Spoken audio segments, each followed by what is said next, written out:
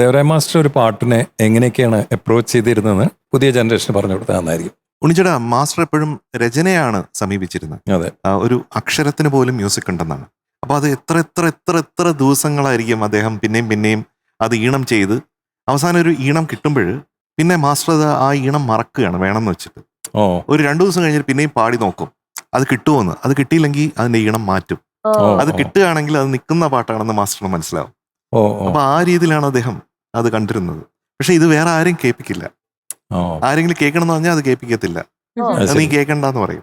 ലിറിക്സിന്റെ മുകളിലും ഒരു കമാൻഡ് ഉണ്ട് പുള്ളിക്ക്, അല്ലേ? തീർച്ചയായിട്ടും. ലാംഗ്വേജ് നമുക്ക് കാണാം വയലാറിന്റെ പല പാട്ടുകളിലും മാസ്റ്റർ ഇങ്ങനെ വെട്ടിയിട്ട് മേളിൽ എഴുതിയിരിക്കുന്നത്.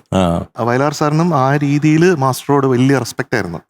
മാസ്റ്റർ അങ്ങനെയാണ് ഓരോ പാട്ടിന്. ഇപ്പൊ നമുക്ക് ഈ പാട്ടില്ലേ, ഒന്നിനി ശ്രുതി താഴ്ത്തി പാടുക പൂങ്കുയിലേ, ആ ശ്രുതി താഴ്ത്തി എന്നുള്ളത്, ശ്രുതി താഴ്ത്തി, അതാണ് മാസ്റ്ററുടെ. എന്നോ മലുറക്കമായി ഉണർത്തരുതേ,